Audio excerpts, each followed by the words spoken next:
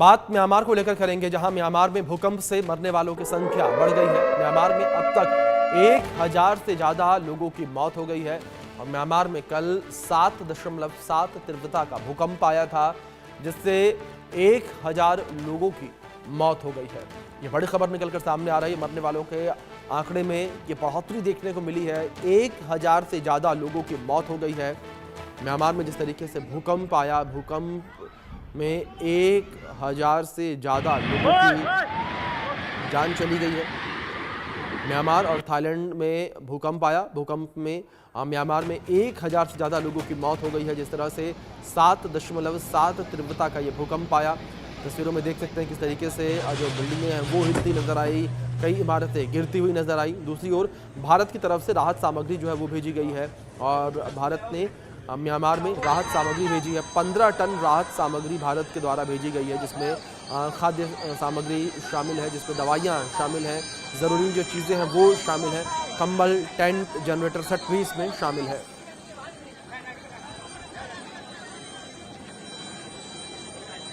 दूसरी ओर भारतीयों की मदद के लिए हेल्पलाइन नंबर भी जारी कर दिया गया है। भारतीय दूतावास ने हेल्पलाइन नंबर जारी किया है।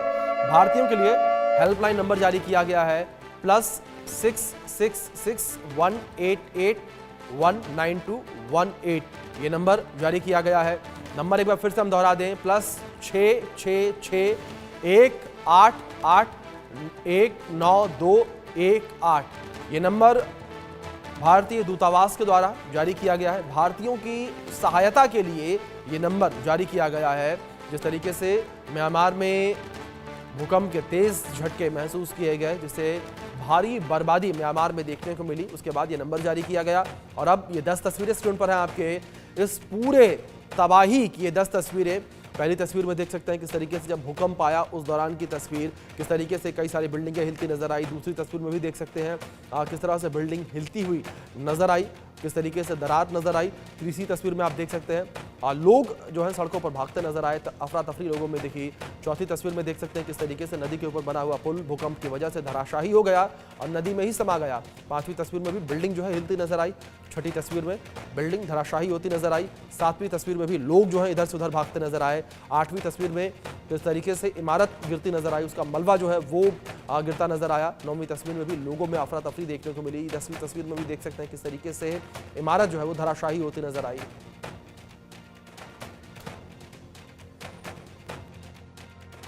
एक बहुत ही खतरनाक अर्थक्वेक कल हुआ था म्यांमार में, जिनका जो प्रभाव था वो बैंकॉक में भी गिरा। पीछे हमारे पीछे भी ऑडिटर्स बिल्डिंग है जिन्होंने ये जो अर्थक्वेक था फेस किया। हमारे साथ बात करने के लिए रुद्र जी भी है। रुद्र जी, थोड़ा विस्तार से बताइए, आप यहाँ रहते हो, आप यहाँ हो, यहाँ आप यहीं के हो, क्या हुआ था एग्जैक्टली? हमारे जो दर्शक हैं इंडिया न्यूज के वो देख रहे हैं एक्सक्लूसिवली, तो बताइए क्या हुआ था एग्जैक्टली। तो यहाँ पे एकदम से भूमि जो है वो लेफ्ट एंड राइट ऐसे हिलने लग गई। So everyone there was panic था लोगों के बीच में। तो फिर बाद में बहुत सारे वीडियो सर्कुलेट होने लगे कि एक बिल्डिंग गिरी भी है, तो उससे और ज्यादा पैनिक सेट इन हुआ और लोगों में कभी यहाँ थाईलैंड में हुआ नहीं है। 40 साल के बाद पहला मैग्नीट्यूड पे रिकॉर्ड किया गया अर्थक्वेक है यहाँ पे। सो बहुत ज्यादा पैनिक था, specially in the high rise people, जो लोग हाई राइज में रहते हैं। जैसे ये पीछे हम देख पा रहे हैं, हम अपने दर्शकों को भी थोड़ा दिखाएंगे, ये है ऑडिटर्स बिल्डिंग है ना? हाँ जी। तो इसमें भी अभी बोल रहे हैं कि अभी 15 लोग शायद अंदर अभी भी फंसे पड़े हैं। 101 लोग को रेस्क्यू किया गया है और लगभग 6 लोग की मौत भी हो गई है। इस पे आपका क्या कहना है? क्योंकि ये एक ऑडिटर्स बिल्डिंग है, काफी ये भी बड़ी इमारत है, क्या हुआ था एग्जैक्टली? हाँ जी, तो ये बिल्डिंग उतनी मजबूत नहीं थी। बहुत सारे कंस्ट्रक्शन वर्कर्स थे साइड पे, तो डेफिनेटली ये बिल्डिंग अंडर कंस्ट्रक्शन थी किसी तरीके से। तो हिलने के कारण शायद ये बिल्डिंग पूरी की पूरी आके नीचे गिर गई और अभी तक हमको पता नहीं है लोग की संख्या एग्जैक्टली। कल 4, फिर एकदम से आज सुबह 10 लोग की मौत बताई गई है। तो अभी श्योरिटी के साथ कुछ नहीं कहा जा सकता है। वहाँ पे अभी हम देख के आए कि मिसिंग रिपोर्ट लिखाई जा रही है बहुत लोगों की, तो अभी भी कुछ श्योरिटी नहीं है। तो रुद्र जी, एक और बात बताइए, ये ठीक होने में, ये स्थिति नॉर्मल होने में कितना टाइम अंदाजा में लग सकता है? एक तरीके से ठीक हो सकती है अगर लोग यहाँ पे जो है वो जितना मिसिंग है उनका पता चल जाए कि आर दे डेड या फिर वो मिले हैं या फिर उनका रेस्क्यू हो जाए, देन सिटी थोड़ी कम होगी। लेकिन ये बिल्डिंग वाज अ 2 बिलियन बाट बिल्डिंग, 2 बिलियन बाट का बिल्डिंग है, तो बहुत नुकसान तो हुआ ही है, आर्थिक नुकसान हुआ है। So definitely will take some time. बहुत बहुत शुक्रिया रुद्र जी हमसे बात करने के लिए। तो ये थे रुद्र जी जिन्होंने एक्सक्लूसिवली इंडिया न्यूज से बात किया। इंडिया न्यूज का ये कवरेज देखते रहिए आप, क्योंकि मैं बैंकॉक आ गया हूँ। ये जो दहशत अर्थक्वेक के बाद हुआ है ये कवर करने आया हूँ, ये दिखाने के लिए, हमारी जो दर्शक देख रहे हैं उनको दिखाने के लिए आया हूँ कि ये क्या चल रहा है। और हमारे साथ रुद्र जी ने बात किया और उन्होंने ये पूरा जो स्थिति था हमारे दर्शकों को बताया। हमारे साथ बात करने के लिए सुनील कोठारी जी है जो एक्सक्लूसिवली इंडिया न्यूज से बात करेंगे। ये फिल्म मेकर है, फिलैंथ्रोपिस्ट है और नॉर्मल सोशल वर्कर भी है जो लोगों की मदद करते हैं। सर पहले तो क्या हुआ था? आप भी एक हाई राइज बिल्डिंग में रह रहे हो, आगे भी यहाँ भी एक हाई राइज हुआ था। एग्जैक्टली हमारे जो दर्शक है जो एक्सक्लूसिवली आपको देख रहे हैं इंडिया न्यूज के माध्यम से, बताइए क्या हुआ था कल? जय श्री राम। मैं घर पे था और जैसे ही भूकंप कल का सब मूवमेंट चालू हुआ तो मेरा सेंस बहुत फास्ट काम करता है। मुझे लग गया कि ये भूकंप है, तो मैंने घर में सबका आवाज़ लगा ये भूकंप है, सब लोग घर से बाहर निकलने की तैयारी करो। और रसोई में मैंने जो मेरे काम जो खाना बन रहा था उसको बोला कि तुरंत गैस बंद करके सब मतलब सेफ स्थान पे आने की कोशिश करो। पर वो शॉक इतना तेज था कि आप अपना बैलेंस भी नहीं बना पाते हो। तो सब हम लोगों ने थोड़ा थोड़ा सेफ जगह अपने आप को सेफ जगह में लेके गए। जैसे कोई पिलर के पास खड़े हो गए, सिर को मतलब अपने सिर पे हाथ रखते हो ताकि कोई चीज़ गिरे तो ऐसा नहीं गिरे। इतना ज़्यादा तो इतनी आवाज़ें आ रही थी, ऐसा लग रहा था कि बिल्डिंगें गिरना चालू हो गए हैं। आसपास जैसे हमारी बिल्डिंग दे रहे हैं उसमें स्विमिंग पूल का इसका पानी बहुत ज़्यादा उछाल मार के बाहर आ रहा था। सब पास में एक होटल, उसके अंदर भी जो स्विमिंग पूल है ऊपर की तरफ, उसका पानी उछाल आके गिर रहा था जो कि हमें बिल्कुल साफ नज़र आ रहा था। और सब जगह से सामान गिरने करने की काफ़ी आवाज़ें आ रही थी। तो उससे एक काफ़ी डरावना वातावरण सा और एक बहुत मतलब डरावना सा माहौल बन गया था। हम सब लोग पैनिक में आ गए थे और कुछ सेकंड के लिए तो हम अपने आप को बैलेंस ही नहीं कर पा रहे थे, तो बिल्डिंग से बाहर निकले। तो जैसे ही जब भूकंप थोड़ा कम हुआ तो हम लोग सब बिल्डिंग से बाहर निकल के बाहर आ गए और जो यहाँ का मीटिंग पॉइंट है, सेफ जोन है, वहाँ पे आके खड़े हो गए। और उसके बाद सब एक दूसरे को कुशल मंगल पूछते रहे, अपने परिवारजनों का सब कुछ अलग अलग खबरें आती गई। और उसके बाद आफ्टर शॉक की जो सरकार ने वार्निंग इशू करी थी वो थी, तो हम 3-4 घंटे बाहर रहे, 4-5 घंटे शाम तक लोगों को अलाउ किया।